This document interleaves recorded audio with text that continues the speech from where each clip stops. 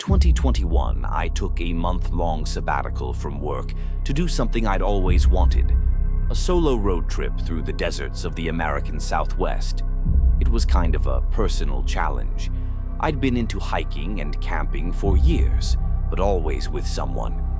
After a rough breakup and almost burning out completely at my job, I just needed to unplug. I wanted to reconnect with something raw, something real, just me, my gear, and the silence of the world. I planned a route that covered remote parts of New Mexico, Arizona, and Utah, staying far away from national campgrounds and crowded tourist spots. Some people told me I was crazy. A woman alone in the desert? Are you trying to get yourself killed? But I was determined. I rented a 4x4 Jeep, packed 2 extra gallons of water, flashlights, backup batteries, offline GPS, and even a bear spray canister, just in case. On the 4th night of my trip, I arrived at a spot I had marked on my map, a flat overlook deep in the Sonoran Desert. No cell service for at least 2 hours, and the dirt road I'd taken barely showed signs of recent tire tracks.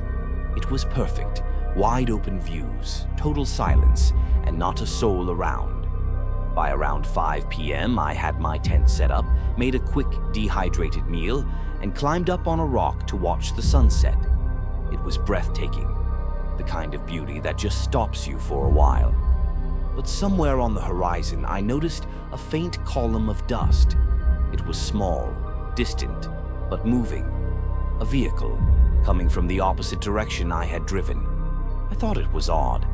That road barely existed on the GPS, but I figured it could be another hiker, a rancher, maybe even a park ranger. The sun went down, the desert got quiet, and the dust never got any closer. At around 2 a.m., I woke up to the sound of an engine. It was low, growling, coming from nearby. I froze inside the tent. The headlights hit the back of the tent, casting shadows through the fabric. I could feel the hum of the engine in my chest. Slowly, I unzipped the side flap and peeked out. It was an old blue pickup truck, maybe late 80s or early 90s, about 100 feet away. The headlights were off now, but the cabin lights were on. And inside was a silhouette. Someone sitting in the driver's seat, completely still. I was paralyzed. I didn't move, didn't breathe. The truck didn't move either. The engine just kept running.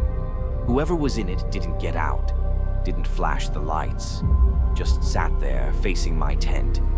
After maybe 5 minutes of pure panic, though it felt like an hour, the engine cut off. And then there was nothing, no sound, the kind of silence that makes your ears ring. I slowly zipped the tent shut again and crawled toward my backpack. I grabbed my bear spray and pocket knife. Not that either would do much, but it made me feel slightly less helpless. I just sat there, listening, waiting. Every shift in the wind sounded like footsteps. Every tiny sound made my heart slam against my ribs. Around 3:30 a.m., I heard it. A crunch, gravel, footsteps. Someone was walking around the tent, slowly, methodically, like they were studying it. I held my breath and didn't move an inch. The steps circled, once, then twice, then again. Then, silence. Long, suffocating silence. I don't know how long I waited. My muscles ached from staying so still. Then, just a few feet away, I heard someone crouch down next to the tent. I shut my eyes and begged to wake up. But it wasn't a dream. Eventually, the sound stopped. I don't remember falling asleep, but somehow I did. When I opened my eyes, the sun was already up. The pickup was gone.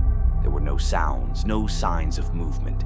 But around my tent, clear as day, there were footprints. Heavy ones, boot prints, dozens of them circling the tent over and over. And in the dirt near the entrance, marks, like someone had crouched there for a long time, watching.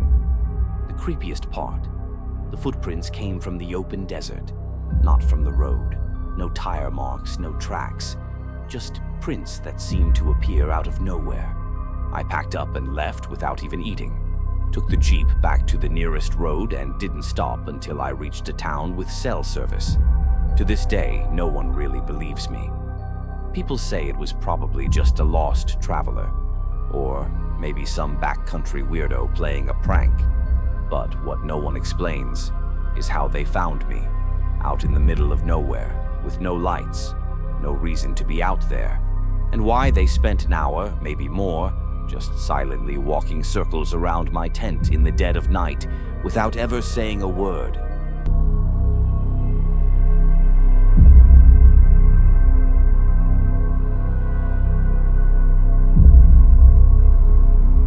In 2022, I booked a remote cabin deep in the Utah wilderness to finish my first book. I was behind on deadlines, my apartment in Salt Lake was full of distractions, and honestly, I just needed space, time away from social media, traffic, constant notifications. I was craving silence, real silence, the kind that feels thick and ancient. The cabin was listed on a quiet little site that catered to artists and writers. The description was perfect. No neighbors for miles, nestled in dense pine forest with access to walking trails and a small creek. It was located near the edge of an old Native American reservation. That part intrigued me too. I thought maybe there'd be some kind of energy to the place, a deeper stillness. The first 2 days were exactly what I needed. I woke up with the sun, took long walks in the woods, cooked my own meals, and wrote for hours with no distractions. I wrote nearly 12,000 words in 2 days, more than I'd written in 2 weeks back home. The cabin had no cell service, no internet, and just a small emergency generator I used sparingly. It was simple, rustic, and exactly what I'd hoped for. But the third night, everything shifted. It was just after 10 p.m. I had made tea and was reading on the old couch in the living room. The wind outside had picked up a bit, brushing the tops of the pines. The cabin creaked from time to time, normal for something made of old wood. I'd already grown used to the ambient sounds. Then came the knock. 3 slow, deliberate knocks, not on the front door, but on the back. I froze. The back entrance led out into total darkness. There wasn't even a porch light back there. It opened into thick trees, no clear path, just dense brush and shadows. I waited. Maybe it was an animal, a branch, but the knocks had been too clean, too solid, like someone hitting their knuckles against the wood, slowly and with intent. I grabbed my flashlight and tiptoed to the back door, heart pounding. I flicked on the beam and shone it through the small window. Nothing, just pine trees and blackness. I locked the door and backed away. Maybe a trick of the wind, maybe a tree branch. I told myself anything I could to stay calm, but just as I turned back toward the living room, tap, tap, tap, this time from the front window. I spun around, nearly dropping the flashlight. The living room had 3 large windows facing the path I had walked earlier that afternoon. I crept to the side of the window and peeked through the curtain. Again, nothing, not even a shadow. But I was now wide awake, adrenaline surging. I turned on the generator and lit up the entire cabin, every light I could find. I didn't sleep that night. I stayed up, sitting with a kitchen knife in one hand and my phone in the other, even though I knew I had no signal. Around 4 a.m., I finally dozed off from sheer exhaustion. When I woke up, it was around 7:30 a.m. Sunlight streamed through the window. The world outside looked so peaceful, it almost made me question the night before. But when I got up and went to the front door to get some fresh air, I froze. There were handprints on the windows, multiple ones, and they weren't smudged, normal prints. They were sharp, almost greasy looking, long fingers, thin palms, unnaturally narrow. They didn't look human. Worse, some were high up on the glass, like whoever left them had stretched to touch the top of the pane. but they were small, like a child's hands, but distorted, wrong, fingers that looked almost insect-like. I backed away, shaking. Something primal in my body was telling me to leave. I packed my laptop, notebooks, and a single bag in record time. I didn't even make coffee. I left the tea mug half full on the counter and drove the dirt road until I reached paved highway, then kept driving. I didn't even look back. A few days later, back in Salt Lake, I tried to write it off as nerves, maybe even sleep deprivation. But something kept gnawing at me, a weird feeling I couldn't shake, like I had missed something. That's when I remembered the little handheld recorder I used while drafting ideas. I often let it run while I talked through scenes out loud or brainstormed dialogue. I had left it on the coffee table in the cabin the night of the knocks. I plugged it into my laptop. The file was long, over 6 hours of quiet. I skimmed through static and pages rustling until I reached around the 2-hour mark.